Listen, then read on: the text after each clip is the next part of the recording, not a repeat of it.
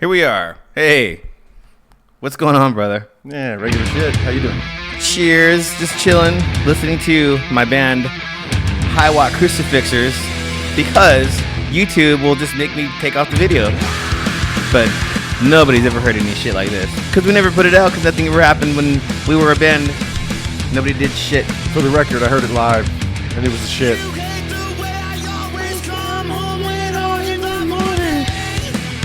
Yeah, man. We played a lot of trophies. Yeah, that's cut you at For Chad's the Whoopsies party. Yeah, Whoopsie Chad. fest. Here, I put on my Chad Holt memorial socks. What? Because, he always mismatched his socks. So he had a sock giveaway before his death. I think these are the Freeway Frogger He gave those to ripoff you? game. He bundled them up. So this one's a monkey see, no monkey do, whatever, blind, deaf, dumb monkey thing. He bundled them up at that roast he had, like paired up, mismatched, And he just threw them out. well, I think gave he them had like a draft, like a football style draft or something. I don't know. Yeah. These were some leftover. He had some with Eddie from Iron Maiden Killers printed on him. It was pretty cool too. No shit. I'm happy with the Freeway monkey action. Yeah, man. That was a heavy night. Yeah. Honestly. And when you wear those socks, do you ever wonder like how many chicks he's boning in those socks or whatever? I saw one. Like one who of was them- he boning when he wore these socks? And it could be anybody, right? Right. You could know them. They could, they And- could be like my girlfriend or some shit. And the monkey one is Your girlfriend's all, oh my god, I love those socks. They look familiar. The monkey sock is really ragged out, like reamed out too. Like, and then you Really? wonder, like, what happened there? How Like, much cum did he wipe with that? no good, dude. I did wash them.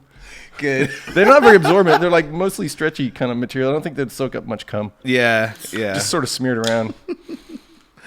So yeah, this is live not live, but it's off the top, unscripted. Normally I have something like talking points, but time was of the essence, and I wait for time, for I had it not. Is that pretty good? That was great. It was pretty good. it's like Shakespearean. Yeah, Shakespearean. I've been going for that, man. You nailed it. Dude, so I've been fucking with this. Yeah, You know what this is? No, it's a dropper container filled with liquid. I guess it's CBD type shit. Yeah. I have never tried CBD stuff. You know why, man? Because there's like a stigma that, like, as soon as somebody says cannabis or hemp, I'm just like, that's some hippie shit, dude. I ain't fucking with that. I'm not smoking weed. I don't want nothing to do with it. I'm not playing hacky sack. I don't want your, you know what I'm saying? Why do you smell like patchouli? I then? do have You a patchouli. totally smell like. Yeah, but this is not patchouli. This is not patchouli, brother. This is called moon mist. Okay, not It's hippie sounding at all. no, Totally clear. Totally of the hippie different. Domain. No. Yeah, it's like no, because hippies are about the earth. I'm about the universe. Oh, I got you. So it's moon mist. Well, the moon was just chunks no, of India Earth, moon. right? No, it's India moon mist. Oh, Is what it is. India. Yeah, some company up in. Anyways, it's oil. Okay, sure, fine. Sure. It's not hippie. I don't request it, but it does kind of have a hippie vibe to it. For the record, I'm down with hippies. I think they're fine. I know, man. I don't totally have a thing against hippies. I'll go to Maria's Tacos on South and Mar every once in a while. I'll go watch those sweaty hippies dance, and it's cool. Well, I mean, they're like peace and love and compassion. I'm down with that, but their music's not the greatest. Are they really down? Are they really though down That's with like their- compassion and love? Because a their- lot of them know kung fu, dude. They know kung fu, No, they do tai that. chi. They do that. Yeah, that. Tai Yeah, chi, but if they that's do like it shadow fa- boxing kung fu. But if they whatever do it is. fast, you're like, but they don't. They could fucking kill you. Yeah. You know what I mean? If And they if- do it fast. And if a frog had wings, he wouldn't bump his ass a hopping. Yeah, that's true. That's damn true. I don't give a fuck about frogs, bro. Frogs Don't bring that shit up in my house, man. What about toads? This is my house, by the way. What do you think? It's kind of big. I like it. It's roomy. Did you see that big old mess over there my son made? I did not. I See talked. the Yeah. Giant couch though. I got that couch for $350 used in Pflugerville. Some super rich people were giving rid of it. Yeah, $350. You can't Hell go yeah. wrong. Dude, you know what I found recently? To supplement or to take place of my thrift store compulsion is Craigslist free? Like, I needed a new ceiling fan, and because the one in my front room was like doing that thing where it rocks back and forth, and it's like the sort of Damocles, and you just feel like you're gonna get fucking your head chopped off. You can get impaled. And some rich dude up in north of Hyde Park was just giving one away, and I was like, "Oh, cool! I need a new ceiling fan." I went up there, picked it up, and I was like, "What's the deal?" He's like, "It works. I just can't find the remote." And I was like, "He couldn't find the remote." And so I he was just lazy. Yeah. I guess he wanted to style wise too. So I get it home and I'm researching it, trying to figure out like where to get a remote. It's $40 for a remote, but the fucking ceiling fan's like a $650 ceiling fan. The dude just lost a remote and was like, "Meh, get a new one." That's you know what that dude. Okay, so that's just like, it doesn't work. Or where is the remote? I can't do that. It didn't have a thing. That's what kind of sucks. Is there's no pull chain. Oh, really? So if you remote one of the stupid little coin batteries, that once that croaks, So you got it for free? Yeah, I got the whole thing. Well, I've spent $40 on the remote. God dang! Yeah. Well, that's a good deal, bro. Yeah, man. I don't think I've ever got anything for free on the Craigslist. I've put stuff for free. I tried to give my cat away one time, and then they sent me I had this cat named Battle Cat, and I felt really bad because I couldn't keep it. I was moving to a new place, and I put it up on Craigslist. I said, "Free cat, Battle Cat, to a nice home. I need to interview you," and all this stuff, right? Make sure you're He-Man friendly. Got like a bunch of fucking hate emails. "You're the worst piece of shit," and I was like, "What the fuck am I doing wrong?" Then I got an email from the administrators at Craigslist saying, it was like a canned response, something to the effect of, this is not a website to give away cattle, free land, or animals of any kind, including cattle. I literally saw a free cow last week. Maybe that shit changed, man, because that was about 10 years. Busted yet, that was about 10 years ago. That was about 10 years ago for me, man. So what's been going on with you, brother? How are you? I'm all right. Tell us about you. Tell the audience, tell the 5 people who are going to watch this about you. Oh, yeah. Let's see. Steve and Jenna and Hi, Jenna. The other 3. No, I don't know who those people are. Okay. We got, regardless, before we continue, there are some people that like to just hear me jibber jab. All right. So here, I'll go now. Okay. Continue. Okay. So tell us about yourself, brother. Let's see. I grew up here in Austin. Started making movies. I mean, most people that don't know me through just human to human interactions know me probably from making movies. Yeah. And interestingly, I guess maybe not interestingly, is that my name's Bob. My last name's Ray. Once I started making movies, then people I met after that, many of them just started calling me Bob Ray, like the whole name. And one person along the way asked, "What's your last name, Bob Ray?" I was like, "Ray." Oh, straight up. And she's like, "Bob Ray?" And I was like, "I know we're in Texas." Yeah. And that makes a lot of sense, regionally speaking. But no, the Ray is the last. But I don't know, I drove past the skate park coming here. That was cool. I'm just an old skateboarder. Me and a buddy, Kelly Carden, from back in the days of fire marshal up in Springfield, Missouri now. Yeah. We were just skateboarding. We pitched in the early days of home video, bought a camera, started filming skateboarding. And then, my best friend, Rob Gasper, and I would write and illustrate comics. And, I did the coming of age thing in Austin where you join a band or create a band. Yeah. And so I just realized those are sort of all stepping stones to filmmaking. And then it just sort of shifted into sort of narrative and experimental filmmaking with the Super 8 film group in the 90s here called Austin Cinemaker Co-op. And we'd shoot a bunch of Super 8 short films and stuff. That was a lot of fun. And I just kept, building on that. So I've made 3 feature films now.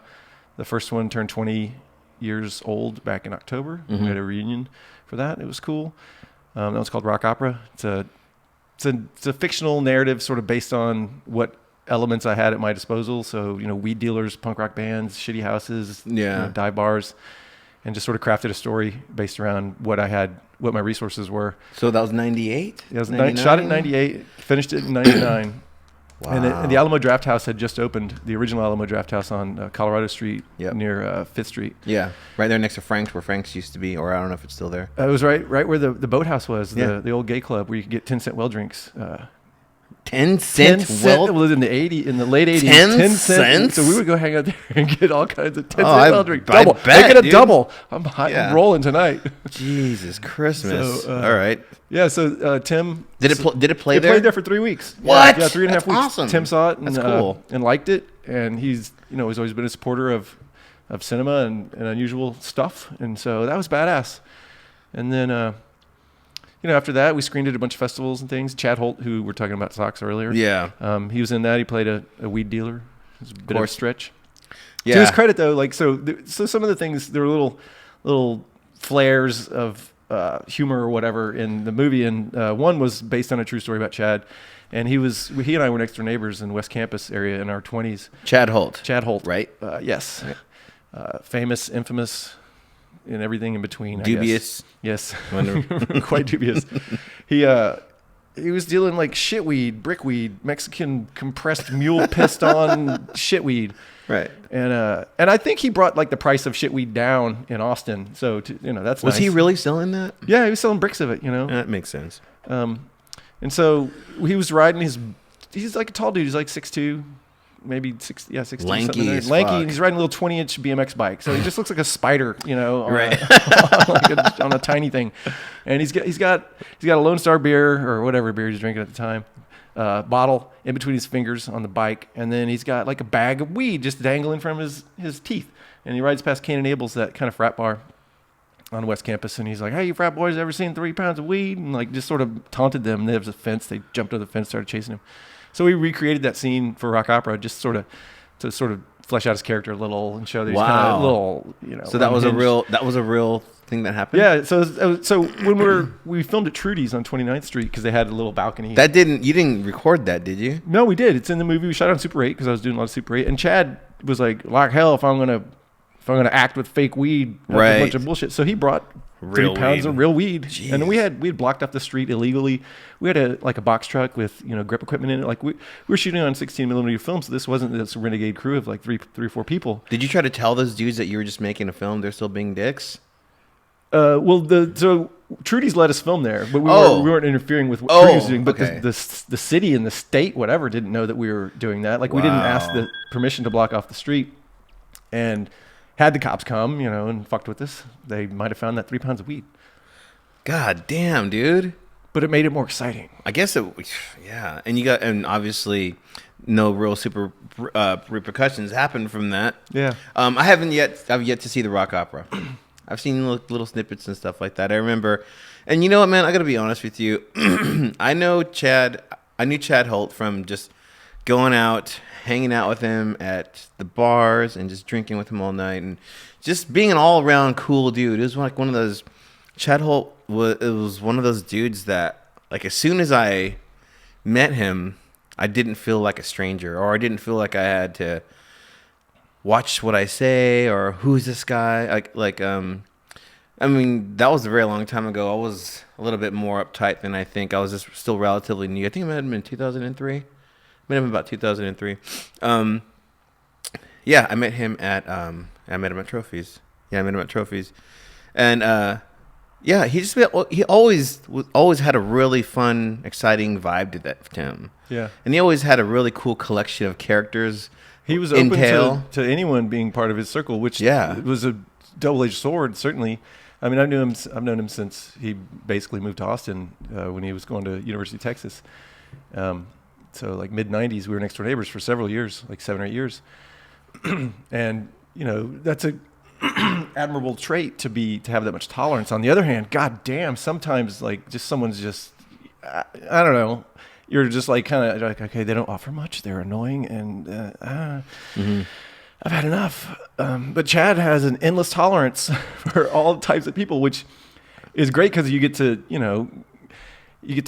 go in orbit with all these other folks and encounter all these types of personalities. I don't have the patience that Chad does.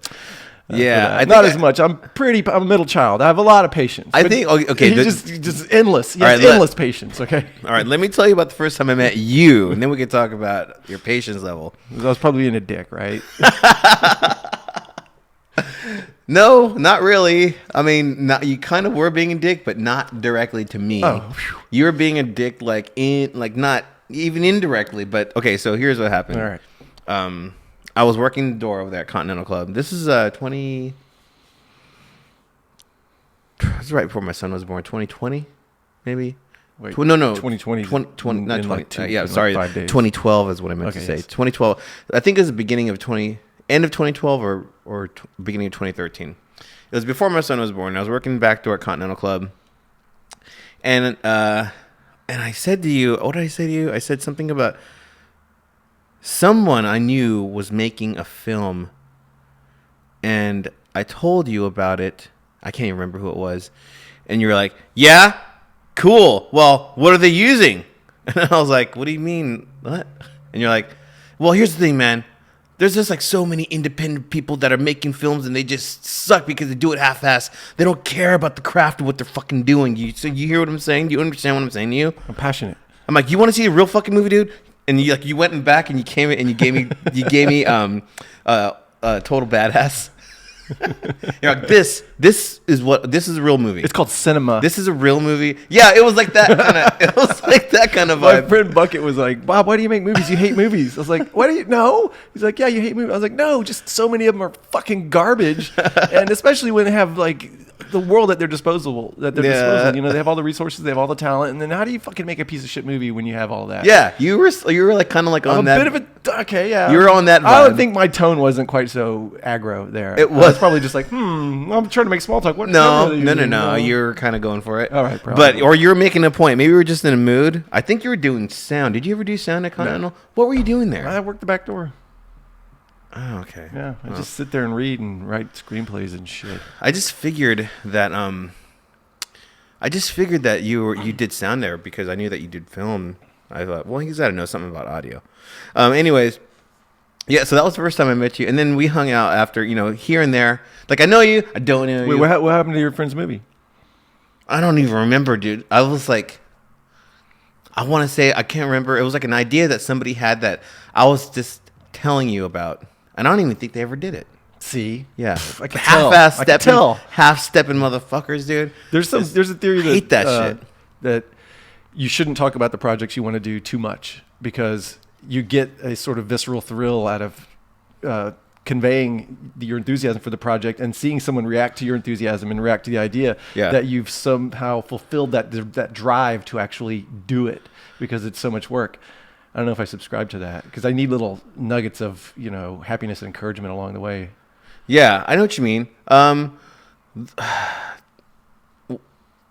find that okay. So like when you see that album over there sitting right there, the Fire Walk With Me album. Yeah. So that's my band, and that's a project that I finished in June, and we finished it in June. We had the record released in August, I think. I can't remember, or end of July, August. Anyways, I was so fucking excited about this album. I just couldn't stop talking about it.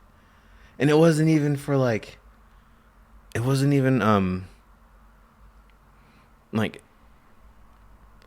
we had nothing. It was me behind everything. I got the artist to do the art. I had this, because I didn't know how to do all that stuff. I had to hire people to do it for me. A lot of emails, a lot of back and forth, a lot of money exchanging, a lot of receipts. The pressing took forever. Having everybody to agree on one single color for the vinyl, that was like, Jesus Christ, why are we arguing with what color did you settle on? It's like a translucent pink magenta. I'm gonna go get it. It's cool. It's a really cool looking video. Not video. It's a cool looking record. I'll give you one too. I'll give you a brand new one. We gotta show all 5 of these people. Let's see what we got here. Oh, that is nice. Ooh, kind of marbly too. Yeah, it's got like this really cool, like purplish.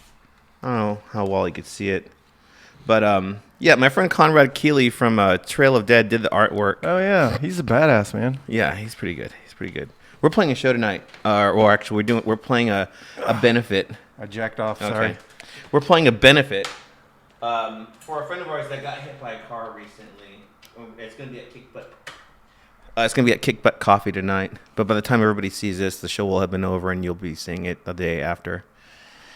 Yeah, and then... fucking badass, man. Thank you. So this was here's all the lyrics, and then there's the band. There's the band. Jason Reese from Trail of Dead plays in my band. There's Chris Koff from Shotzi plays in my band. And there's Jason from Hiwatt. And then there's me. So this was one thing I was very excited about that I couldn't stop talking about, but it got to a point where no one was like, cool. Everyone's like, oh, is it out yet? So the kickback compliments sort of stopped. But I couldn't. But dude, I was like, and I even right now, I love that album. I listen to it often. What does David Lynch think about it? It has nothing to do with fire. What his? Okay, so here's what you know. You know what the rules are. What are the rules? Maybe. Okay, the rules are. If I can make a band called Monty Python, but I can't make a film called Monty Python. Okay, yeah. I can make a band called Fire Walk with Me, but none of it, the likeness of any elements of his intellectual property for those movies or Twin Peaks or any of the characters can be used for that.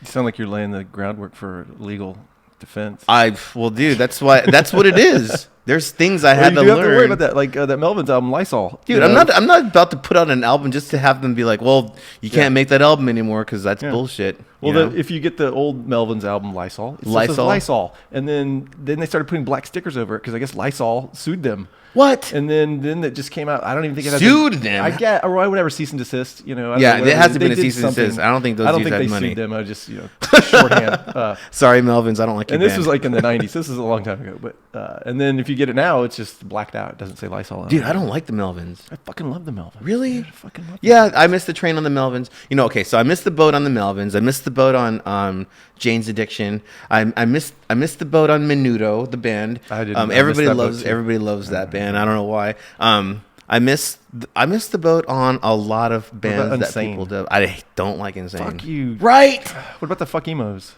I love Fuck Emos. I fucking love the Fuck Emos. Dude, my band is on a compilation with the Fuck Emos. Right. Like when I was living in California, like 1995 style shit. And I didn't even know I was on that compilation until I saw the compilation a few years ago, and I was like, oh look, Fuck Emos. And you know, Russell has that new band, Sex Pump. What? That makes sense. It's like a disco-y. Like if you take the Fuck Emos are weird, but they have like the lyrics or the vocals are like this, so it's kind of inaccessible, but fucking funny, and his lyrics are hilarious. But he has really catchy pop hooks woven into this like dirgy, sludgy pop rock, whatever the fuck. Yes, there's really hook stuff, and so his disco one, I love him Sex to Pump, death. has these same like infectious parts where you're like, God damn, that's hilarious. That dude. Okay, so yeah, he's a fucking genius. I had never. Tell me his name again. Russell Porter. That's right, Russell. I only know him as Russell. Okay, so the very first time I ever met him, High Watt Crucifixers. They opened up. I guess it was 2000. I'm fucked up on my dates today. 2009, 2008, 2009. High Watt Crucifixers playing a show, Emo's Inside Room, during Free Week, and on the bill, I forgot who had emailed me, but they're like, yeah, so right before you guys is like, it's like you start at 10 o'clock, so it's gonna be so Baby Dick, and then you guys. Oh yeah, Baby Dick. And then I was like, Baby Dick? What the fuck is Baby Dick? That was one of Russell's bands. So I know, because I forwarded the email to the band, and I was like, does any of you guys know who fucking Baby Dick is?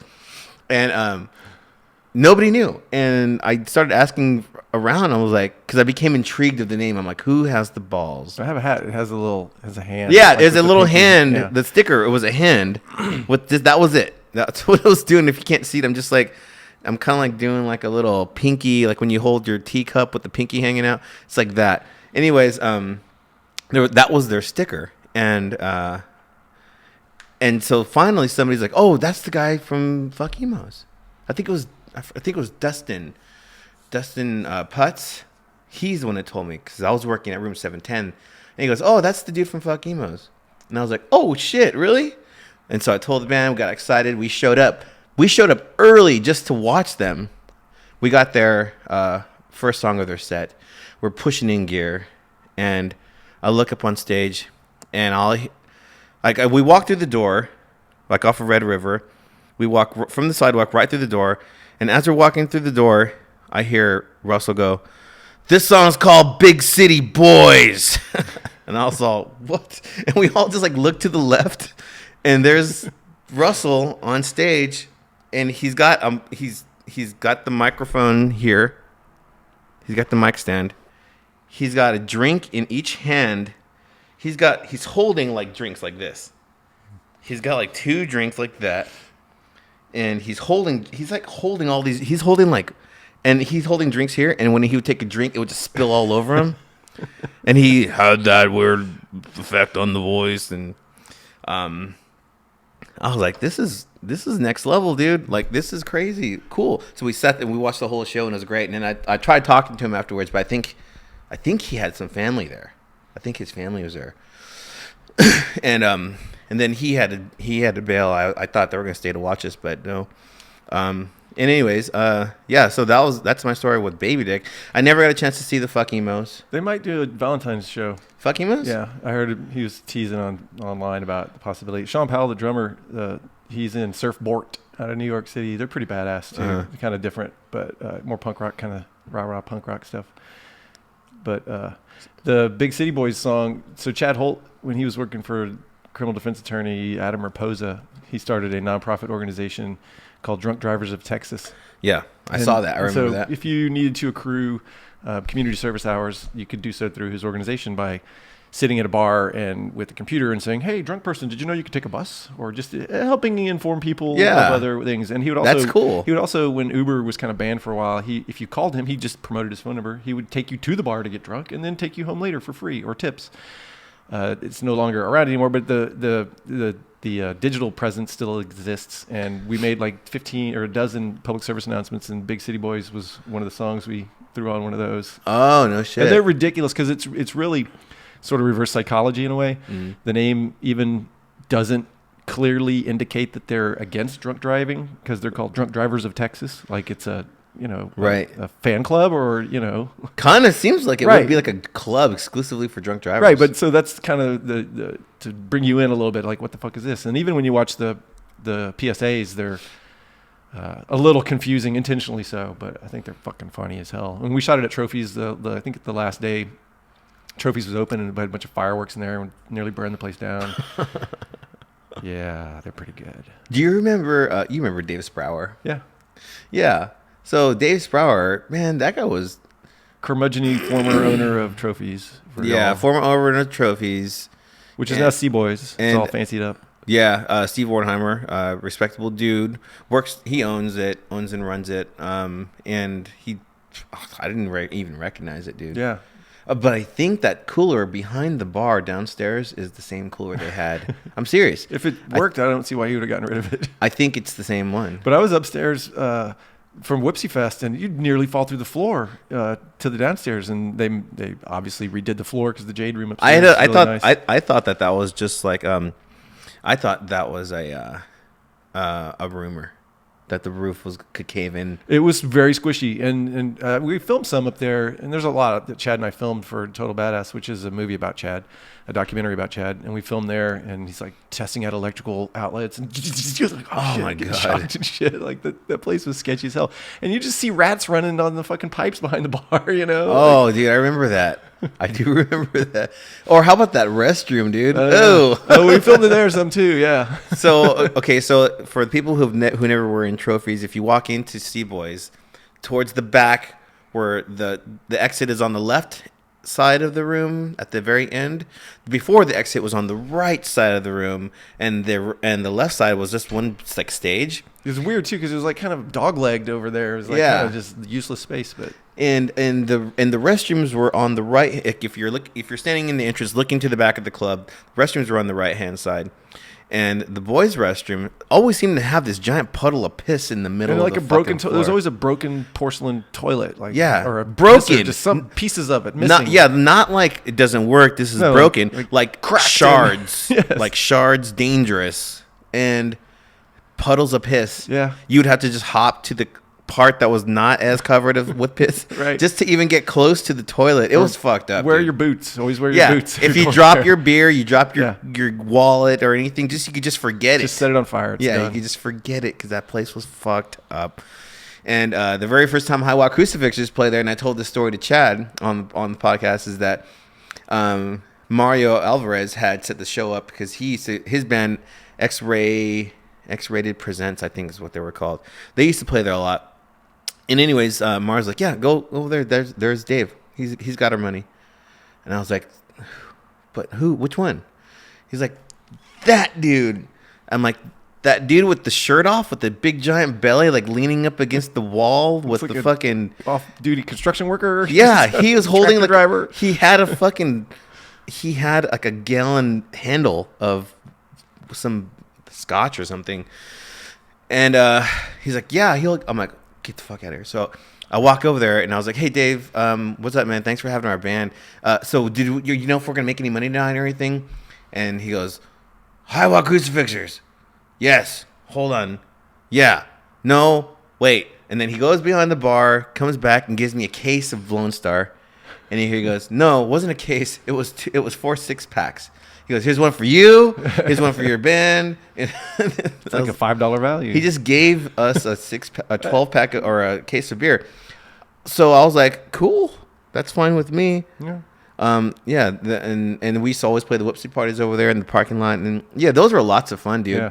Because going to trophies during South by Southwest was always cool because we didn't have to deal with the insanity of going even near downtown to try to play a South by gig. Yeah. Trophies was always there for us to let us, And it was always free. You had 3 stages kicking there. Yeah, it was fun. And then Chad would always invite us for the whoopsie gigs and parties and whatnot. So that's how I got to know Chad. P. Lander Z played a couple times. Yeah. One time they put all their gear right in the middle of Congress Avenue. Like they had remote plugs for their guitars, and they carried their drums, put it in the turn lane on Congress Avenue right there, and just fucking rocked out. Like, oh my God. Played for like a minute and a half, a couple of songs. That's crazy. And then just ran their shit back over. There's got to be video of that. Yeah, I have some video. You got some video of that? Yeah. Yeah. Oh, I bet you got a fucking. What's the new word now? You have a wine cave. Yes. Yes. You have a wine cave of footage. You have a wine cave of footage, bro. Wow, that's cool, man. Yeah, I've there's been many epic times there. Most of them I don't really remember because at the end of the night I ended up getting fucked up. But yeah, trophies was cool, and I was trying to get Chad in to do another podcast before his roast, but he was just busy. And then I found out later that he was traveling around with his kid and stuff and spending a lot of time with family. And I'm not going to fuck with that. So I just kind of like let it go. And it seems like, I mean, Chad and I were really close for 2 decades. And it just seemed like he's dead if y'all don't know. Yeah. It just seemed like, his degradation, physically speaking, seemed to be slow. And then it just sort of dropped a little, and then it seemed to plateau. And then, like, within a couple of weeks, he was just gone. Like, I didn't know it was coming up that fast. And my dad had passed on from cancer like a year before that. So in hindsight, kind of similar. But so in Total Badass, like Chad, so he's on felony probation for bootlegging the wristbands for South by Southwest in the course of the movie. And so he still has 6 months of probation left. And so that's sort of the narrative arc of the documentary. It's more or less a character study of who this weirdo is, that every town has a weirdo, not unlike Chad, but not like Chad. Right. And so you can kind of, look with curiosity and with compassion, because he's an open guy and he's a very compassionate guy, without getting too dirty if someone wants to view from afar, And during the course of his last 6 months of probation, like he gets addicted to coke, or he's doing coke because he can't smoke weed because he has a piss test. So he starts doing coke like a fucking maniac. Like, and he's never been a coke dude. He was always like a weed dude and pill dude, like downers and stuff, like always. And I'm like, how does one supplement the other? Like, these aren't even in the same ballpark as drugs. Right. And so, and also, if you know anything about Chad, if you know one thing about Chad, it's his dick, probably. Yeah. That's, giant penis. It precedes him into the room wherever he goes. It's his most, I would say this with humor, but it's his character trait or whatever flaw is that he's most proud of. It's his most proud accomplishment, which isn't really much of an accomplishment. It's a birth defect, all right? But, it's funny. But whatever. He enjoys it, and other people enjoy it too. He shares it freely. But so, like, there are certain things that he writes about it all the time with humor and not in a dickhead frat boy fucking misogynistic way. It's usually in a way that when you read that story, if it had happened to you, many people would be like, I would never tell that story because it's embarrassing or it doesn't make me look good. Yeah. But he's like, fuck it, that's what's funny. If my gut says probably shouldn't do this, then I should absolutely do this. But so I gave him a little flip camera. We called flip cameras, like before when phones had cameras worth of shit. Yeah. And so he, I gave it to him so he could film some of this stuff, some part of his life that couldn't easily be filmed with me and a camera and a microphone in there. So of course he gives it back to me. The first thing he does is film his dick. He's like, "There's my dick." Yep. And then so get all the footage, and it's like, it's like an hour of him doing coke with all kinds of people, and they all knew he was filming, and like another hour of him getting blowjobs in half the shittiest bathrooms in town, or fucking people. They all knew that you were on camera. Yeah. And I didn't put anyone's face in there, like if they were engaging with Chad, like sexually or drug wise. That wasn't the point. There's no reason to do that to anybody. Right. One gal, actually, you could only see like her mouth, and through Chad was like, she's pissed off that she didn't get in the movie. I was like, well, her mouth's in the movie, right? Like, what am I? I'm not gonna out, Yeah, because who knows what she's gonna say later? Yeah, and exactly. That's the thing about documentaries, and I knew, but I became really aware of during my first documentary, which was about the group of women that resurrected the sport of roller derby here. So that's my first doc. I love docs, but I'd come from a narrative background. I shifted into making a documentary because it was more achievable. Like I could follow, like longitudinal documentary is where you embed yourself with someone or a group that's trying to do something, and whether they succeed or fail, as long as they try, there's arguably something worth telling there. You're right. And you don't know when you're done, so they can last forever, including the one now that's about Adam Raposa and Chad as well. Like, I'm done filming, but I still need to edit, and it might be another year or so before that gets done. But is that a narrative? You have no obligation to reality. You have no obligation to fellow humans. Your only obligation is to your craft and to your audience and to yourself. Mm-hmm. And with a documentary, you're still structuring a story. So it's like you get a giant piece of granite and you're knocking away everything that doesn't become your sculpture. And so you're chiseling away what's unnecessary, distilling it down to its essence of what the story is. At the same time, these are people that need to go on with their lives. They need to live their lives. Mm-hmm. They're going to be around for decades. Right. And what you say about them in that moment will remain as an artifact that will be there forever as well. And so you have this obligation that just starts to weigh on you very heavily of like, I'm editing what they say I'm condensing it so I can get to the core of what their message is often, mm-hmm. but how you have to maintain a truthfulness too. And so that part, and you start fucking with story, you're like, the story goes this way, and it's like, oh, it doesn't portray them accurately, but it really makes it intense. Mm-hmm. Now where do you go? So do you say, well, fuck it, I'm going to misrepresent them because it makes a better story? Or do you say, that's not fair, I need to find a better way to tell that part of the story that represents them more accurately? Yeah. And so with Chad being so open, like, there wasn't much, honestly, that I had to do that for. But so that camera I gave Chad, of course he broke it along the way because he's a fucking gremlin. He's never changed oil in any car he's ever had. And if you pointed out that, have you ever had an oil change? He's like, what? You got to change the oil on these things? Like, he didn't, like, I don't know if he's playing dumb or just, but when he hears from an next door neighbor, like, he would try to fix his car, which is a comedic affair. And fucker lost every 10 millimeter socket and wrench I had. Oh. Like, I have sets of tools. No, it has no fucking 10 millimeters because the motherfucker lost all of them. But so I gave him this camera and he broke it. And later on, I found another one at a thrift store for a couple bucks. I was like, hey, here's another camera, Chad. And I was filming around Adam Raposa's office, which he's kind of overbearing. And I was just fucking I had my fill, like I said earlier, about Chad's tolerance for characters that you might just find in one way or another, like you've had enough of them. And so I gave Chad that camera. I was like, hey, you filmed for a while. And then he died, and I never got the camera back from him. And his sister was like, hey, I found this camera. And I was like, oh shit, that's that camera. At one point I sort of half jokingly, Chad had his butthole radiated away he died of colorectal cancer. And so through the treatment process, they shot radiation at his asshole. And they thought they could save it. They didn't. He had to have a bag, which was set him back because sex is a huge part of his life. And so that bag of, maybe shit creeping out beyond your control was sort of a speed bump in that. And so I was like, hey, here you go. Here's a camera. Film your butthole, or film where your butthole used to be. Like, that'll be funny, right? And like, we can kind of talk about your health with your typical approach of openness and humor, even when it's a dark subject. And then he died, and his sister was like, hey, I have this camera here. Do you want it? And I was like, this is an anticlimactic story, but I was like, oh shit, I wonder what's on this camera. And I got it back, and I had it for like a week, and I just didn't watch it. I was like, I don't know, man. Did he film his butthole? Did he film a message from Yeah. his deathbed? Fucking nothing. That's lazy fuck. He's also What? terribly lazy. He didn't film a damn thing. In fact, the clip that I shot of my dog as test It was footage still to on see if there. that was the only clip on there. Fuck. Oh my god. Yeah.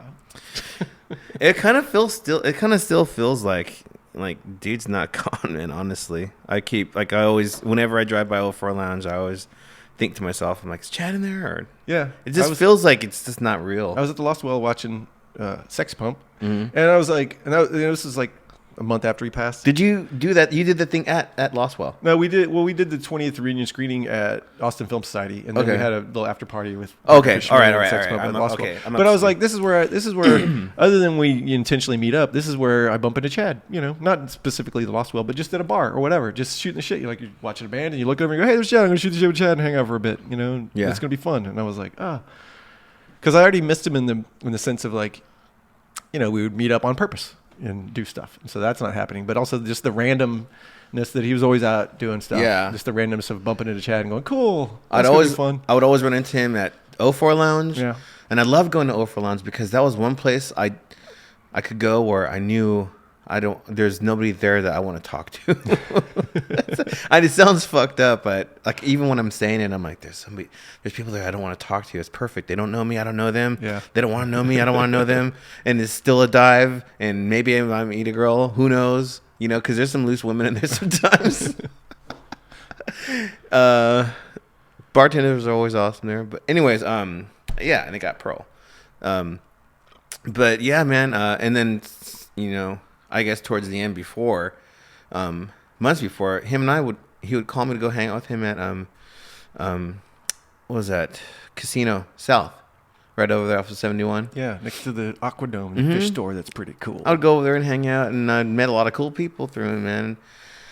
Yeah, so to me, I still drive by those places, and I always, just for a brief second, it just goes, I wonder who's there. You know, it just hasn't like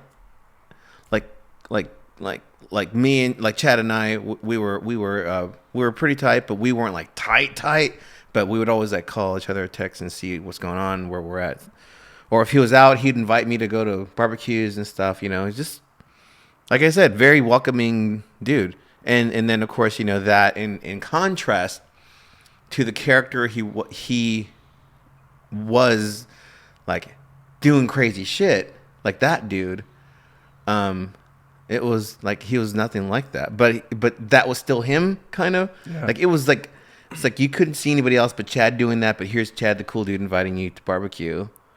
Yeah, he was a very calling and low-key crazy. Not Yeah. crazy in a bad way, just like weird in all the good ways. I love weird shit. I love crazy stuff. But he wasn't like the fucking climb up shit and break things crazy. He wasn't Yeah. like this violent, weird crazy. He was a very decent human. Like, He was a good dude. he would give you the shirt off his back. Yeah, literally. he was a Like, really there's good even a dude. scene in Total Badass where, you know, he had a policy of if a homeless person, for example, asked him for some money for food, for whatever reason, he had a policy of not giving them money, but he would buy them. He would offer to buy them like a taco right there from whatever street vendor was around. And there's a scene where he does that. He orders a taco, pays for it, and just give the taco to that guy.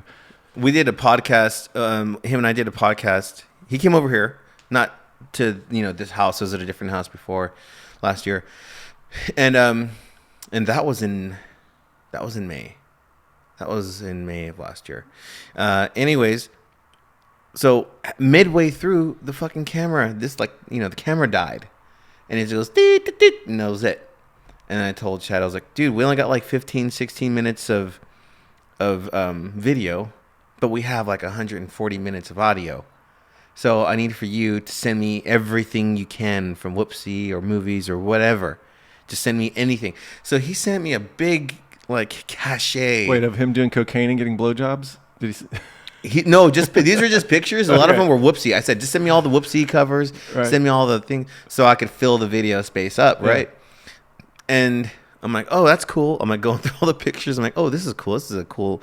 Oh, this is the one where Dave Sprower. They show a picture of Dave looking all fat and titties. Oh and- wait, that's where he died. Rip, like Dave Yeah. Sprower's dead. Like he did a But- cover that Dave right. Sprower was dead, and she wasn't. But But like no, because Chad told me he had snapped a picture of Dave with like big man boobs, like these guys, but like on big but on Dave, and when, and he said that Dave was so fucking mad. Was that you? Was that you that took that picture? No, I didn't. Unless he pulled a still frame out of some video. I think it was somebody else there that used to hang out at trophies. But anyways, I guess like Dave got really pissed off because because they made flyers and they posted him up. Oh, and also they put that on the cover of the Whoopsie magazine. And so Dave hired some dude to go start grabbing up all the Whoopsie magazines around town. I did not. Yeah, he was pissed. It's in the podcast. We Okay. talked about it. I'll send you the link after. It's the same one that's on the channel that this is going to be on. And anyways, he said like it was a real issue. Like whenever they go over to trophies, like one of the, like I guess Dave had some muscle hanging around for a little bit, dude. It was like go up and try to flex on folks. Like He's got to know some dicey fucking characters. oh, dude, running a shit oh bar my like god, that. did Dave ever tell you the story where he was like designing and building yachts in Florida for Florida millionaires and governors and all their children and oh, dude, that guy could spin a yarn, bro. I'm sure. I didn't interact with him much. I did because I had to fucking work with him a lot at Sea Boys. And he didn't even have to be there. He just hung around. We're like, dude, why are you here? You're an owner still. You're getting paid. That's why he had a bar though, so he could hang around. Yeah, I guess you're right. Probably. He did tell me one thing though. He told me not to fight homeless people. So, anyways, Someone had to tell you that, Rich? yeah, dude. Because I'm like, dude, you're not fucking getting in here. You don't got an ID. And they're taking swings on me. I'm like, I'll fucking. And then Dave's like, no, you don't want to fight those guys. Those guys are dirty. They got nothing to lose, man. They got nothing to lose. And who knows what the fuck they got? They could be sick or something. And I'm like, you're right. Even like this homeless dude came and spit in my face one time, dude. And I was just like,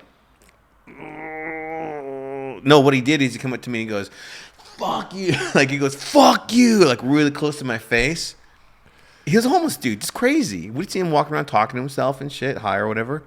And he got specks of spit all over my face, and one of them went into my eye, and I got paranoid. That's how that zombie happened. I got 28 Days Later. I got paranoid. I love that movie. That's a great movie. That's a great movie. Second movie, 28 Weeks Later, is the best one too. I don't think I've seen that one. No, it's a good one. The All continuation. Right. So, no. Anyways, we were talking about Dave and fucking whatever. Yeah, fun times.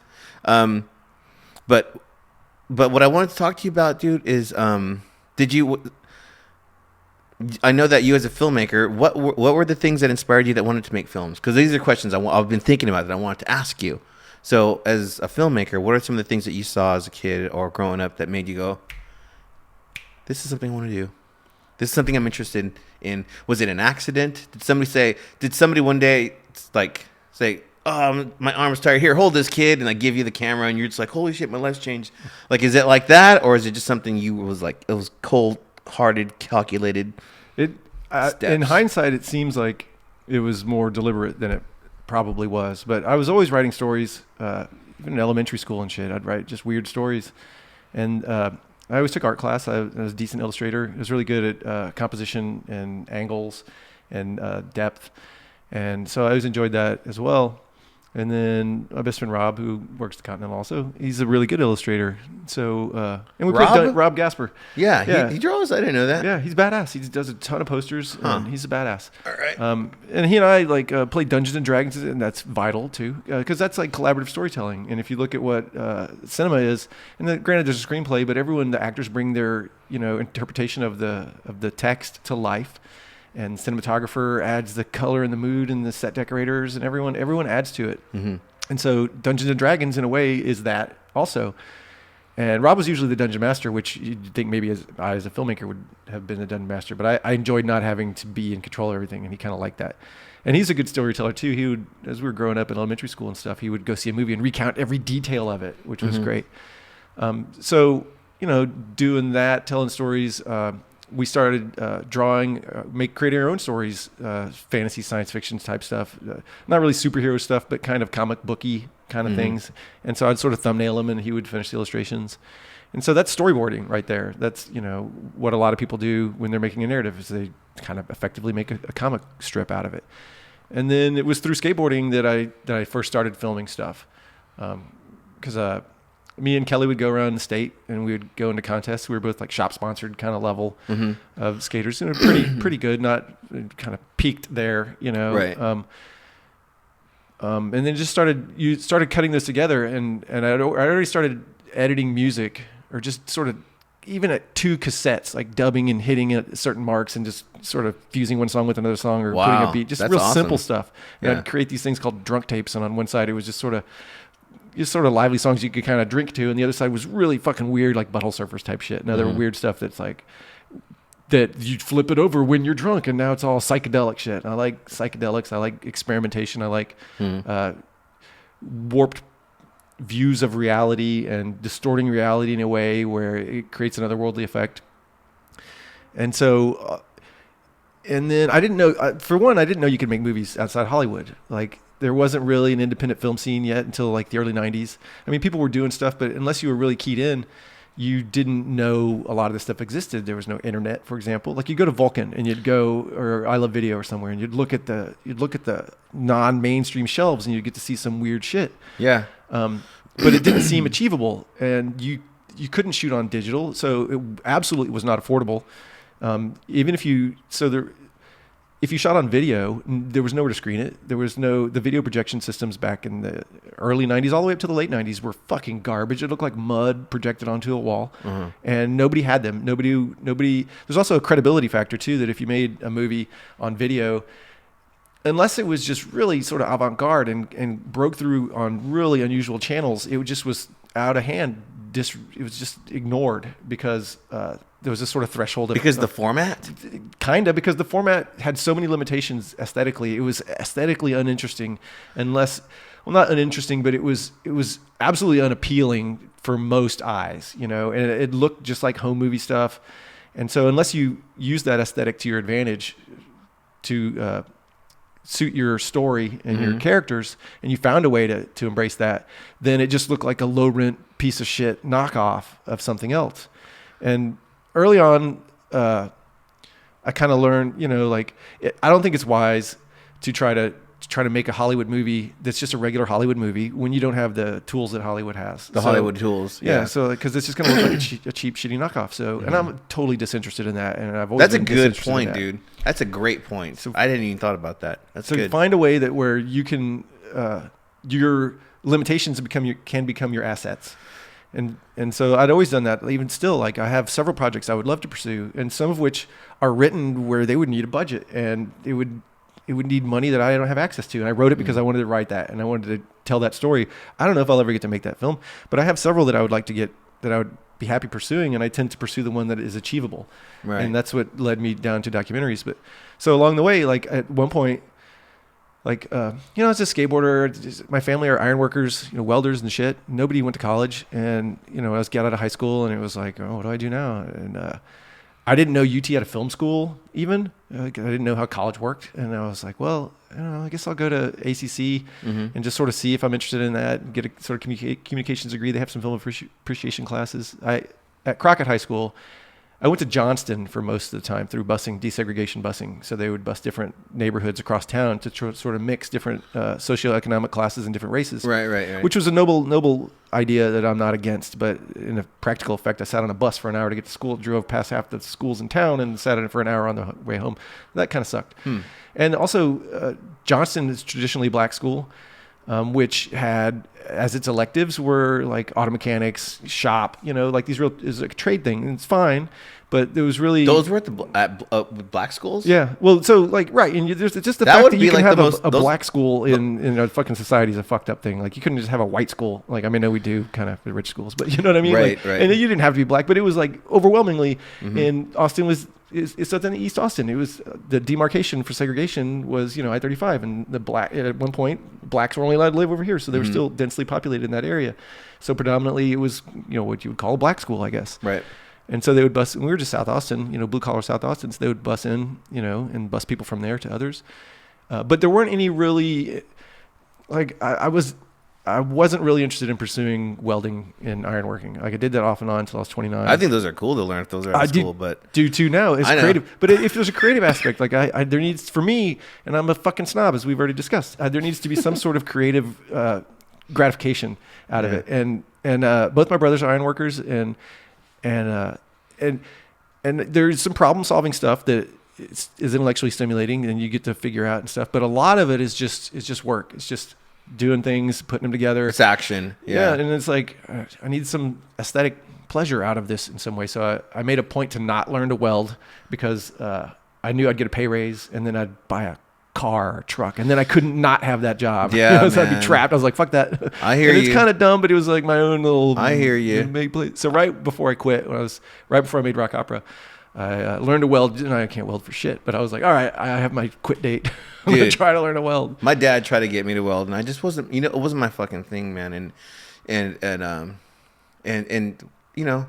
I've been like, I've had the suit and the tie, show up to work and in my desk by 7:30 with coffee, and I'm doing customer service, or I'm running a team, or I'm doing quality operations, or I'm an operations manager, or I'm a trainer, or like I've done all those jobs, and I've hated those jobs.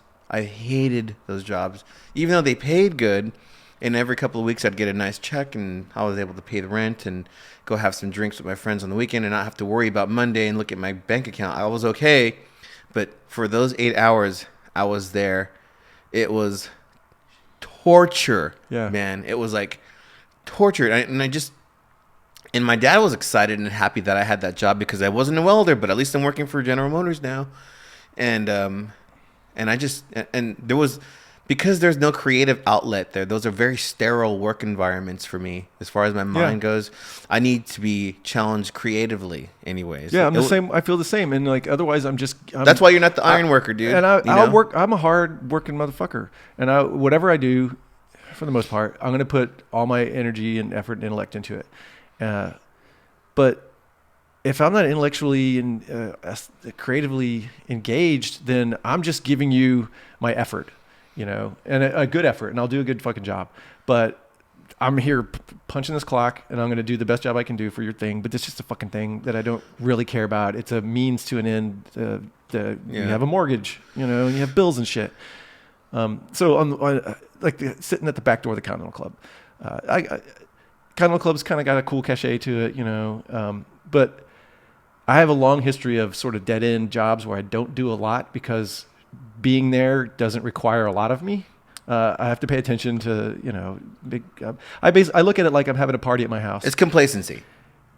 That's what it is. And if people are acting decent there, then there's no problem. And drinks and little rules. But for the most time, there's a lot of downtime.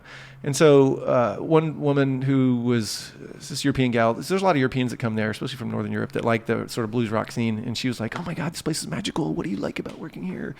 And I was like, that it's easy. And her heart broke because she's like, oh, all the legendary things. I was like, I can. Willie Nelson played here. Dude, I've heard it all. I can spend a lot of my time reading or writing. I used to work in a parking garage where everyone had a pass key to get in and out. So Dear people watching this, if you come to Austin and you come to some legendary bar, the door people do not want to talk about how historic or awesome the place is. But I don't anyways, because I was like, I might be like, yes, cool, yep. I think Elvis played here too. Oh my God, Elvis played here. Elvis never played there. You know what my favorite question that I get from customers at Continental? Where's the bathroom? Where's the bathroom? Yeah, I can just see on their face. Where's the bathroom? Like right there. Yeah, dude, and it's amazing to me. And this is one of the things that this was a moment in my life I realized how big of a deal Continental Club was. And that made me like feel better about working there. I was there for about 3 years, I think. Every single day, people would walk through that door that had never been there before. Every fucking day. Where's the restroom? Because I got that question every day for 3 years. I can see it on their face. I just point. I'd be there. No, I'll be like 4 days a week. 4 days a week, But every day, every week, at least twice a night or a day, depending on what shift I was working. Where's the restroom at? Yeah. Like you just passed it, bro. You just passed it. It's right over there. Right over here? No, that's the girls. Yeah. Yeah, they still try to go in there. Yeah. Well, so I've been working there a long time. And when I first started there, Rob, who was head of security. Yeah. Oh, cool. Rob asked, Hell on Wheels just came out and it screened at South by Southwest. It was getting invited to a lot of festivals and there's a lot of press and it had some momentum. It was cool. And Rob was like, hey, man, I need someone to fill in on a Tuesday. Tony Price, happy hippie hour. Oh, I love Tony Price. She's awesome. And I was like, Rob, I'm a fucking filmmaker. No, I'm not going to go work the door at a club. my fragile ego won't be able to handle this. Oh, okay. Like I was totally like, no, dude. Not working at a club. I'm a filmmaker. filmmaker. Seen there working as a fucking door. I have a ton of friends that are door guys and working clubs and all manner. But like, I had this like pride, spark of enthusiasm and pride. Yeah, absolutely. get some pride. That I also had if I hadn't a project that seemed to be like taken on a I life hear of its you. own, Yeah. I would have been like, okay, sure, yeah, I need money too. Right. I mean, because I still need money. He didn't have anyone to do it. I was like, fine, fuck, I'm fine. And this is back when Tony Price was free and it was packed every night. It was packed. Tuesdays. Tuesdays. Loved it. Yeah, for Love 20 years she did that. And like 150 people would empty into the back street, little alleyway street, and smoke weed. Yeah, block the cars couldn't even get awesome. through. It was pretty neat. She's such a lovely person. And the crowd was cool too. Yeah, the crowd, they knew what to do. They took care of themselves because they've been doing it for a long time. They respected the place. I got there and I was like, well, I can just fucking read and write here for the most part, Okay, fine. But I was, honestly, I didn't tell anyone. I worked there for years. I was a little embarrassed. Like, oh, really? I don't know. You could have used that as a tool, maybe even to like exposure. I realize that now, but like people would see, like, because even rock opera. So when I made rock opera, it was hard as fuck to make a movie. You still had to shoot on film, so you had to raise $20,000 just to buy film, process film, transfer that film to video so you could edit it. And that's not even conforming a print, making a film print to stick in a projector. That's just getting it shot and prepared to edit. It was about $12,000 in film. It was about another 10 for transfer, for processing, transferring. That's how much it costs to transfer film to it's digital now. No, back then. I don't know what it is now. It's probably more now. Probably less now. But we ended up spending like $23,000. Like put it on credit cards and filed for bankruptcy, which was like a way. It was one of the tried and true paths of independent cinema at the time. Before George W. Bush changed the bankruptcy laws. And the business credit. Yeah, business credit. So that was the path, but you couldn't do it for less than that. Like pretty much everyone else was working for free and working for just be part of this project, and. The screening, the 20th anniversary screening was cool. It was well attended. There was a great crowd there. And, I hadn't seen the movie in a long time, so I was a little like, oh, shit. Is it gonna, you watch something old you did a long time ago, and you don't know if it's going to suck ass or not. It held up all right. We created this artifact from sort of the punk rock 90s scene from the era that was like, cool, man. Did you look, when you watched that, did you like honestly look and think like was that actually an issue for you to, you weren't sure if you were gonna like it? Because you know what, man, I'll tell you what, dude, songs that I hated that I wrote years ago that I didn't want to even hear, I'd skip over them on the CD or something. I go back and listen to those and I'm like, yeah, that's not that bad. Sometimes I read an old screenplay and why did I do that? I wrote this. Why did I hate this so much? And then over here I'm like, oh, dude. Right, there's some of those. How did I not change that? Okay, so there was both. All right, so check. All right, dude. So, but there is a good thing about going back and looking on things that you're working on to make sure that you're happy with them at the time. Yeah, and then that's the thing. It's an artifact of its time, right? And there were absolutely aesthetic choices that I made, and I knowingly, and I made them knowing it would date the movie as a certain time, and I did that on purpose because I wanted it to have that effect. Like you see a 70s movie, there's certain elements where you're like, that's clearly a 70s movie. Yeah, I couldn't imagine that with that. Yeah, it had to be, it had to live the tale and of I the knew time. It would feel dated for a while, for like 5 years out, it would feel dated, like, oh, that feels dated. But then like 7 years out, 10 years out, it would feel vintage or badass. retro, or like, oh, that's representative of the aesthetics of the time. Real, totally. And so that's the fear, like, right? So like 20 years later, does it feel shabby and aged, or does it feel retro and cool and of its era? Yeah. No. You're badass for doing that, dude. Honestly, for making that, and it's like we got a bunch of cool bands in it. It's historic, a bunch of cool, dude. Yeah. No. It's the shit, dude. Characters from the Austin underground scene. Somebody had to do it, and I'm glad that it was you. You know what? And I'll tell you something else, dude. Sometimes when we're in the throes of making something beautiful that we love, we can also make mistakes and not realize it. It's just always good to have a third party there that's sort of outside of the box to help you. And is that what the producer does for you? What's a producer? No, sort of. So Barna, actually, him and Krista Forrest co-founded the Barna Cantor, Hungarian fella. They co-founded the Austin Cinemaker Co-op, which was a Super 8 film group. And that's kind of where I got started. And I kind of... that was a lot of my resources came from that community. Was it you 100% top to bottom, or did you have some outside help, people, third parties, or at least third perspectives that could, kind of... So I wrote it, and I directed it, and I edited it. A friend of mine, Viet, he helped edit some parts of it. But it was most, I don't want to take any credit. It was like 20, 30 people helped work on it in other capacities. You know, like people like, but if you were, you know, in this movie, I would probably, your character would be called Rick, you know, so like Ted played Ned. Curtis Mackler played Burtis, right? You know? So like people played like versions of. So I took what was basically their personality and I put it in the story because we cast 2 actors. Like we had 2 fictional antagonist kind of roles that we needed someone to play, and I didn't write them with anyone in mind. So they were just completely fictitious characters. So everyone played a version of themselves, and so we didn't have a lot of rehearsals. But when I wrote, and I didn't really know what I was doing. I didn't go to film school. UT didn't let me into their film school. I didn't know they had a film school. I went to ACC for a bit, and I didn't even know you could withdraw from a class. Like I was just like, I'm paying for this. I don't like the teacher. This class sucks. I'm just not going. And I get an F, and I didn't fucking care. And then I was like, oh wait, I want to make movies. UT has a film school, and my grade point average was pretty shitty because I didn't even know you could withdraw from. Like, yeah, I didn't know how to work the system at all. I'm going to a film school. I'm starting an intro on because even though I'm using Final Cut for this, I can't help but feel every time I open up Final Cut and I'm doing editing, I can't help but feel like I'm just scratching the surface, dude. Like I'm just doing the bare minimum, and I kind of feel, and nobody ever like said, dude, that's all you know. No one ever said that to me. How I felt about it was, dude, this is all you know. You have like a hot rod here, a little cool hot rod anyways, an affordable hot rod. You could trick it out. You need to learn this inside and out. And I've sat there for hours, but sometimes it'll take me hours and hours to figure out a mistake that I made. And then I'm like, you know, dude, I'm just gonna take a class. Yeah. So finally, a year after, what's your tools? You got to know. I have to know it. You need to work your tools. Like I'm not that super deeply versed. I used to use Final Cut. I'm still on Final Cut 7, which is like 12 years older now because I didn't go to X. And I need to switch over to Premiere actually because Final Cut kind of. I gotta get Premiere too. I'm going to Premiere next. I want to learn it all. But so like I said, like in 98, 99, the internet wasn't a trove of information. Like it was a couple of porn pictures and some message boards and shit. Right. You know? So like you couldn't just go there and watch and learn. You had to rent VHS tapes or DVDs and watch things or buy books. You know, and there's some David Mamet wrote a good book. I believe it might be called In the Blink of an Eye about editing.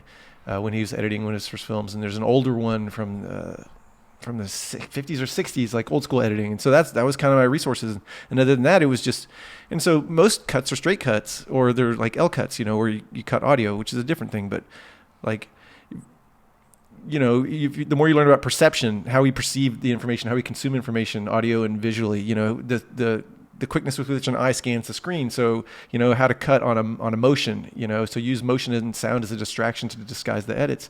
Some of the best edited films, you don't notice the editing until you watch it a second time because the editing is masterful. Wow. Some others are intentionally edited to jar you for an effect that creates a disorienting, you know, reaction in you. And that's masterful too, to do it in that way. It just depends on what the aesthetic is and what you're trying to evoke from your audience.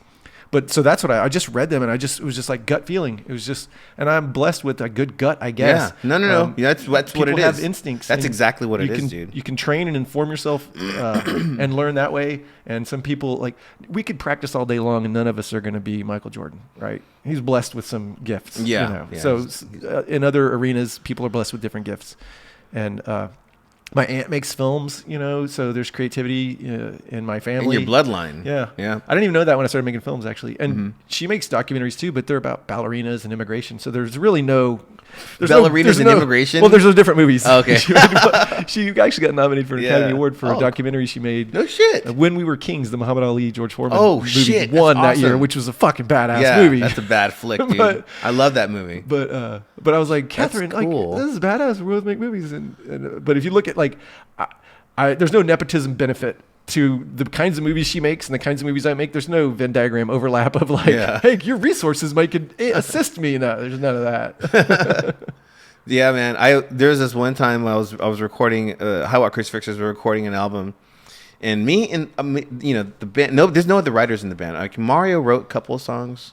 He wrote one song on the album, and he helped me arrange a bunch of stuff that I've written, and he was helping me put this song together. And so we had this really cool call and return. Like I'll sing a part, then he'll do the return. So the lyrics were, "How bad do you want it?" And then he would go, "I want it bad."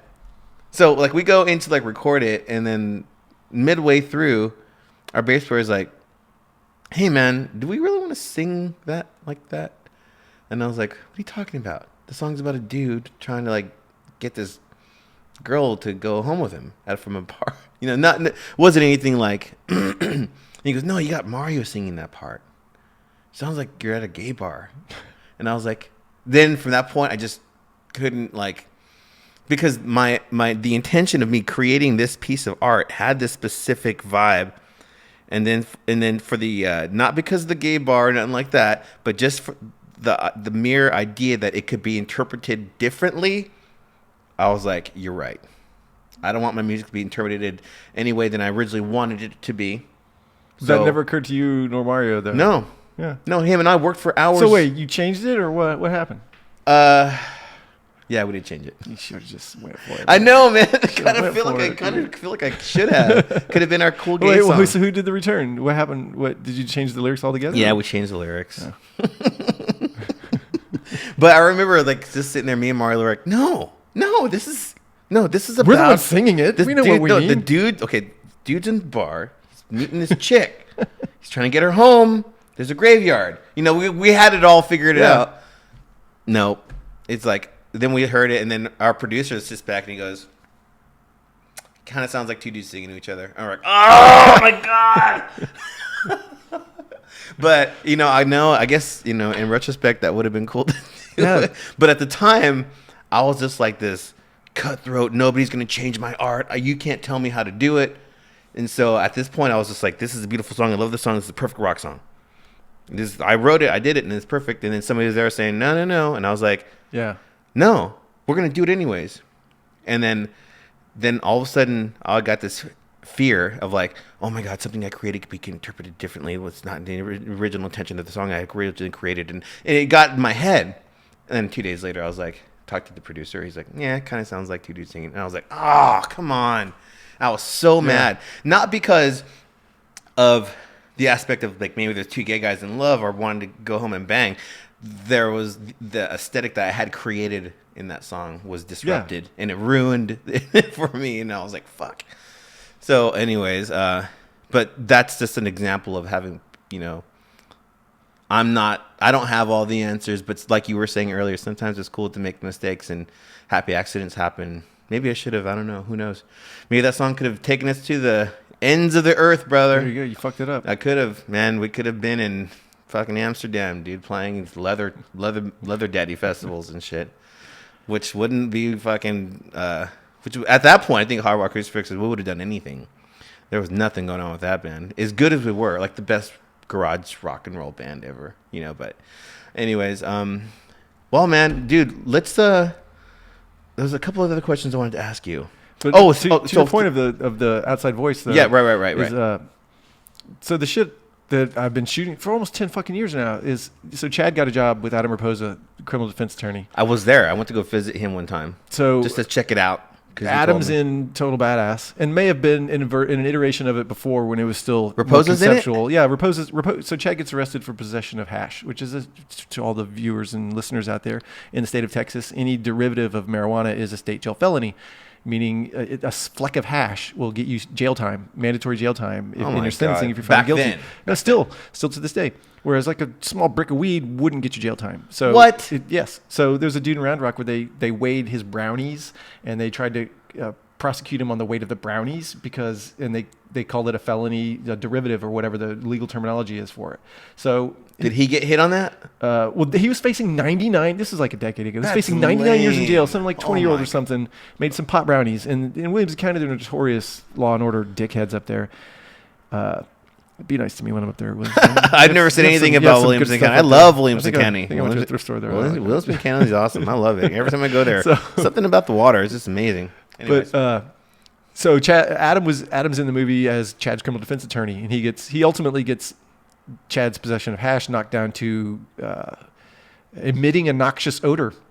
Okay. I'm not sure how that worked exactly, but so after Total Badass, like Chad and I, we screened that movie in 60 cities. Like we did two 5.5 week tours, like just a band tour. We'd drive to a city, we'd screen the movie that night, do a Q&A party, and then we'd drive to another town, and it was fucking So that sounds like fun. badass. It was great. And so we did one out west for 30 cities and one out east for 30 cities. So it was 11 weeks total. And so then after that, and so Chad's selling weed openly in the movie. And so he gets back to town. He's a little like, I don't know how openly I can continue to sell weed. It's all in this movie. It's all out there now. And he just did it at bars anyway. He'd be at a bar and be like, remember where you up a bag. So he started working for Adam. Oh my God. And he's like, come film here. And I was like, Adam's interesting. He's charismatic. He's really smart.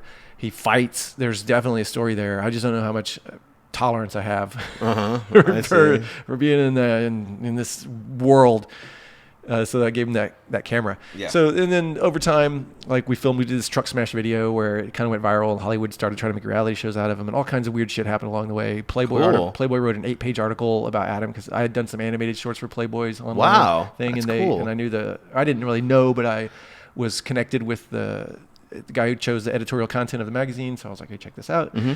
And it's a badass article. It's a fucking really well written. Bob Drury, the Pulitzer nominated writer, came down and like hung out with us for several days. And he's a war correspondent and historical writer, and it writes like war correspondence, like fragmented sentences. It has this real kind of the go-to reference, but it's this sort of Hunter Thompson sort of chaos to it, But in this real urgency of the fragmented sentences, it's a fucking cool ass article.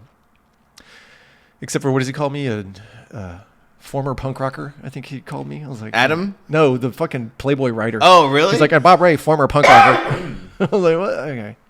Former punk rocker. I don't know why that bugged me. It just somehow bugged me. I don't know. Yeah, because you're being reduced to some. I guess nobody wants to be labeled. Well, not only that, but the punks never give up their spike belt. They never really you never really throw away your cross record. I have a pink one on today. Oh, there you go. So that's punk, dude. You're never gonna not be punk. It's kind of like what punk was always about. It's like, no matter what, my top favorite 5 punk albums. I know them: 7 Seconds, Dead Kennedys, Misfits, Circle Jerks, Black Flag. Those are. I'm always going to like those bands. I'm not going to outgrow those bands. Yeah. That shit, my mom told me this is a phase. Maybe the purple hair was, but my heart wasn't. And those were always things I was into. So I kind of feel like if someone's like, oh yeah, Rich Mendez, just like some ex-punk rocker kid. I'm like, no, I'm still fucking punk rock, dude. Circle Jerks. Yeah, look what I'm doing. Look what I'm doing. It's just, you're aging with your punk rock, and it takes different forms as your passions take different forms. But so back to the point of outside voices, so I filmed all this shit, and there's a story there. And along the way, with any longitudinal documentary, you don't really know the full story. You know what their goals are, right? And even in narratives, the protagonist has a goal, and it's often not. They think their goal is this, and then the story takes different turns, and they realize really that they've had love all along, or whatever their story is. It's something else. Yeah. And so in these longitudinal docs, like the women that were restarting roller derby, that there seemed to be a clear goal of they get the league going, they get a game going, they have roller derby up and running, and it became much more than that. And as real life throws its twists and turns at you, you don't know what your story is. With Total Badass, it was Chad's last 6 months of felony probation. Will he successfully get off probation, or will he get, So were you ready to take that movie to the prison or the well, jail? If I could film in there. Like for Adam, I filmed in the courthouse a lot. I filmed his contempt hearings. I filmed his competency hearings. Like the judges allowed me to film in the courtroom. I was not allowed into Travis County Jail or Williams County Jail to film him. Huh. And the best I could do was a phone call. I couldn't even get a video thing, and I tried to do that. And there's avenues for that. You just call yourself an independent journalist, and they don't out of hand have the right to refuse you. Journalism is one of the few professions that are written into the Constitution or the Bill of Rights or whatever the fuck it is, free press. So, but with it's called I'm with Liberty, the one that's mostly about Adam. Chad's in it too. It's about many things, but along the way I get pulled into the movie because we're butting heads because Adam wants to do this reality show with this Hollywood guy from CMT who comes out, and then another guy from E Television, and then another guy from fucking A&E or something. Like 3 people came out, tried to do shit. But at the same time, we had Adam and I had this idea of what we wanted to do if we fucked around in reality, which I frankly hadn't really much interest in as an art snob. Right. But I felt there was a way we could do it where we had control of it and where it wouldn't be such contrived bullshit that the genre tends to be. And we agreed on that. And then Hollywood dude had different ideas, but Adam sort of sided with that guy, and me and Chad were kind of cut out over here. And so then that became a part of the movie. And now I'm in the movie, and I want to be in the movie. I usually don't want to be in the movie. And so now when you're too close to your art, or you're part of your art, or you're part of your story, so I start cutting scenes, and am I cutting cinema, or am I cutting evidence? You know, am I showing you my point of view because I'm wronged and this is the injustice? That's not fucking cinema. Yeah. You know, so I need someone else.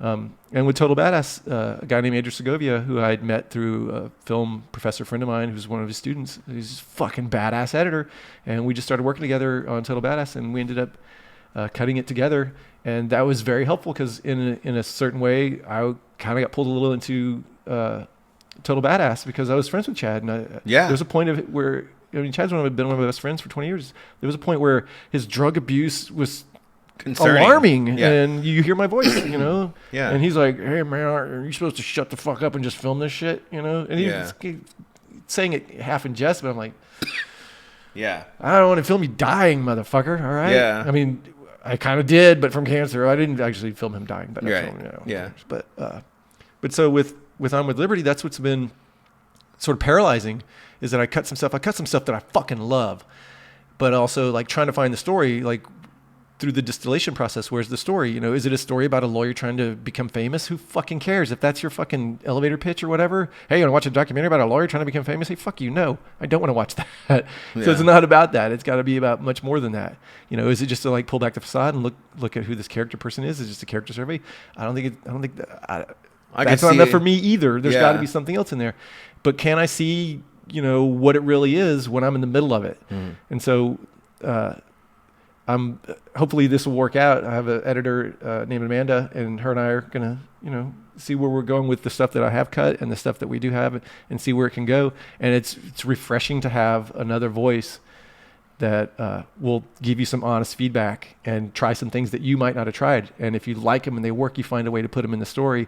And if you don't like them, you articulate why it doesn't work, and either way is a benefit to you because it strengthens your resolve and it strengthens your how informed you are into what the story is. Well, it seems to me that you already kind of like have a feeling about that. The way it sounds to me is having a second person there, an outside voice, being there to kind of like that's got the common goal, but a different perspective that can help things move along either smoothly or more creatively. And I think that's why I have a band. That's why I have people in the band. It's not the Rich Mendez experience. It's you know, I have Jason Reese from Trail of Dead, and he's a writer. So if I'm writing something and he goes, "Hey dude, I'm going to stop and I'm going to listen."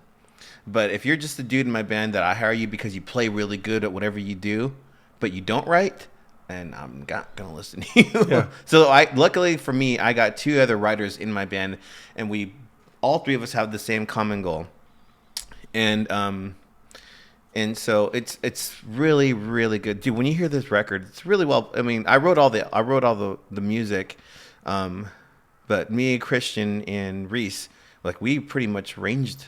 They helped me arrange the parts. Like they didn't write the parts, but they helped me with the arrangement. They helped me with the mood. They helped me with the delivery. They helped me with the performance. Yeah, those are the dudes, man. That's vital too, because a lot of times you're doing the heavy lifting, like the writing, and then some of the.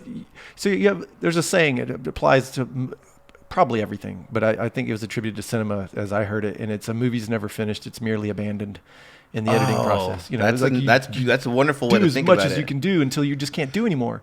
You know, or you think you found perfection, which I don't think is the majority of the cases. I think it's like, okay, this is cool. Okay. There's always something like even with rock opera, there were like two things. There's a sound effect that I didn't put in there because I was just like, oh, I'm fucking sick of doing it. That bugged me. And there was an edit that was just a few frames too long. I was like, should have cut that 3 frames earlier. There's one song on there that didn't make the record, and we didn't do it because the band didn't want to do it. And I was like, but why?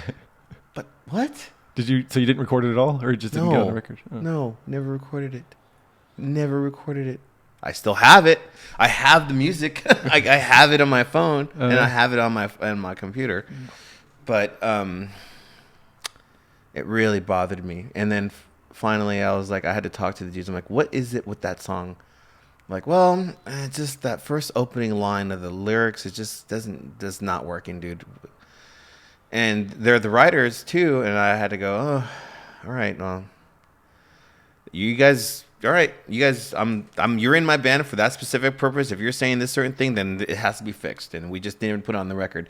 So now I found out that it's just different. I got to figure out different lyrics and different, different vocal arrangement in the first, and then we're off to the races, and we can do that song. And that, Hell yeah. So the song is not dead, but that's one of the things about that record. It didn't make the record, and it really bothers me.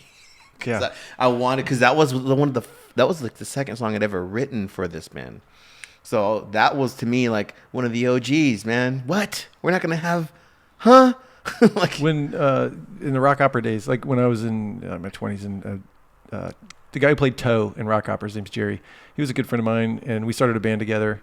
And some of our best songs were parts that he wrote and parts that I wrote, and then we structured them together. Like the ones that I wrote completely alone, or the ones that he wrote completely alone, were not our strongest work, in my opinion. Maybe one or two of those are good, but the ones that where it was like a piece of his and a piece of mine, and maybe he wasn't even that crazy about my piece, or I wasn't that crazy about his piece, but the juxtaposition of, what the other offered, in that flow worked really well. So look, the song for beginner, we played beginner rock, just to be clear. So this song is called, the song that didn't make the album is titled Eternal Black Rainbow. That's the name of the album.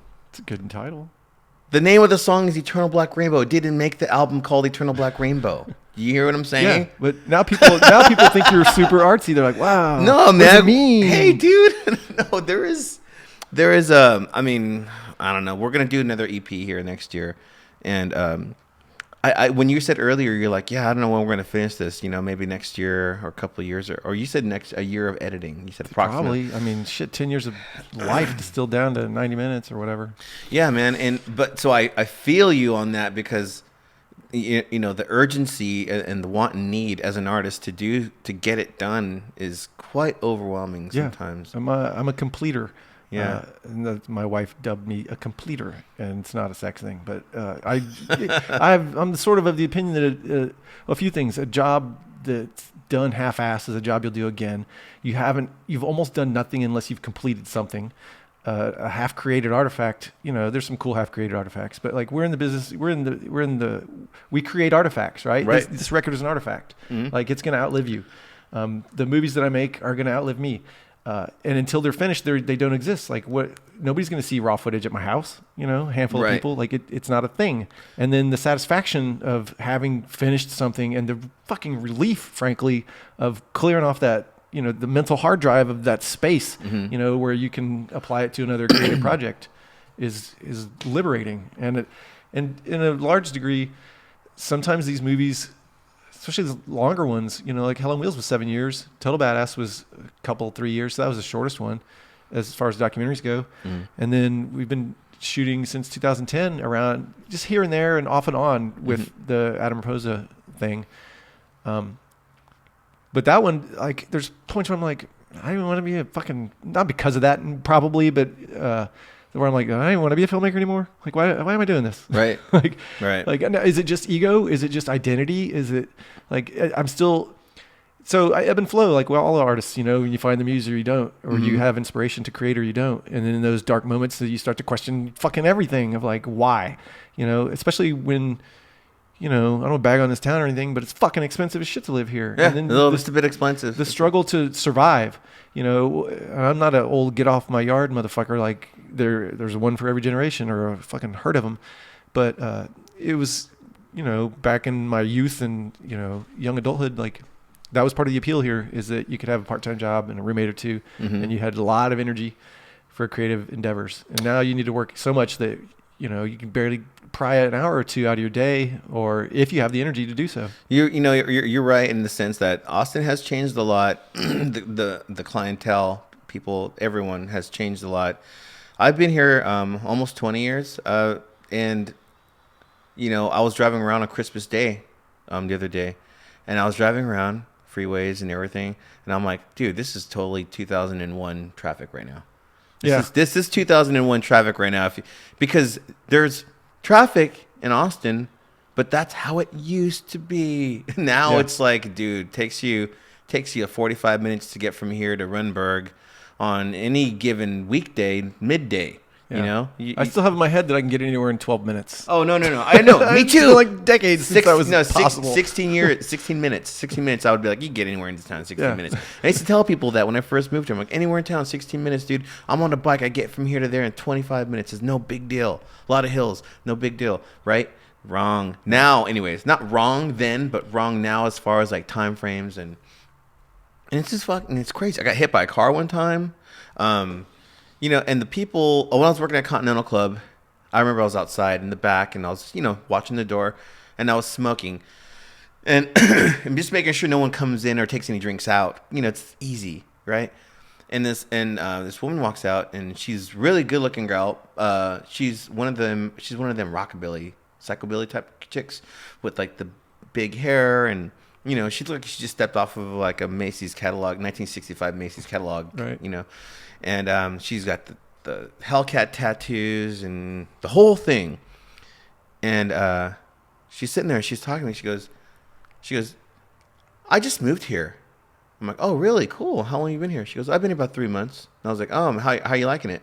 Before she said anything, I'm like, it's summertime.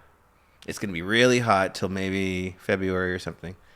Or really hot till maybe I think November or December. And she says, yeah, well, you know, this place kind of sucks. The food here is fucking terrible. And I can't believe it. And all the people walk around here, they just think they're so cool. Like, they're not cool. I'm from LA. I know what cool is. This isn't cool. And I'm like, you know what? You need to get back to LA then. Yeah. Get out of Texas. Leave. I'm like, I It's work crushing here. your spirit to be I'm like, here. dude, I'm all, this is Texas. That's it. The only thing about Texas only thing wrong I ever did in my life was I didn't get to Texas sooner. That's it.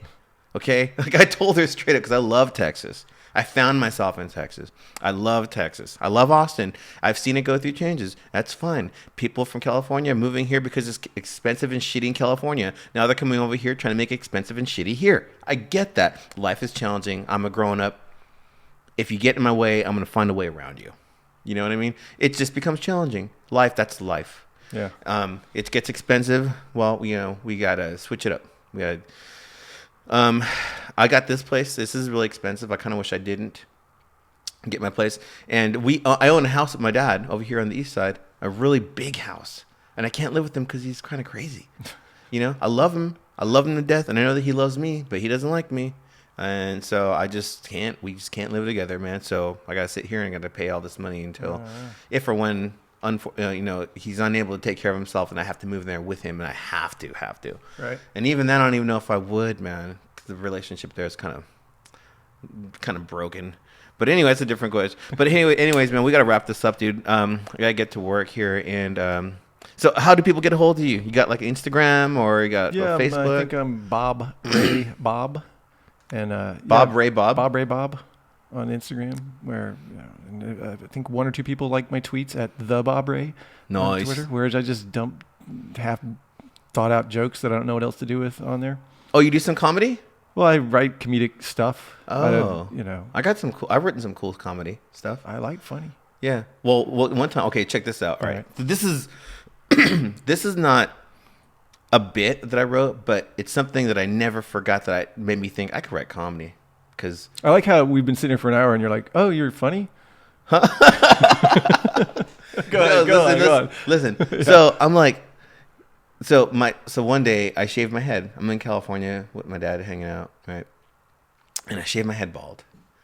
And in the mail comes a belt, and it was a pink belt. And so I had my head shaved, pink belt. My mom's dating a bald guy. I'm living with my dad.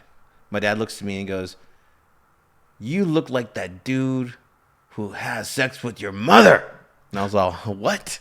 You? I'm like, what? He goes, you with your bald head and your red belt like a Nazi. And I was all, excuse me? So that never left my mind. So I'm like, wait a minute. I just cut my hair and got a new belt. And all of a sudden, I remind you of the dude that's having sex with my mother. Like, what are you talking about, bro? But I thought one day, I think I could make that into a little comedy bit if I ever decided to try to do comedy. I have my moments. I don't drink anymore. I gave up drinking. I didn't give up drinking. I think it's done.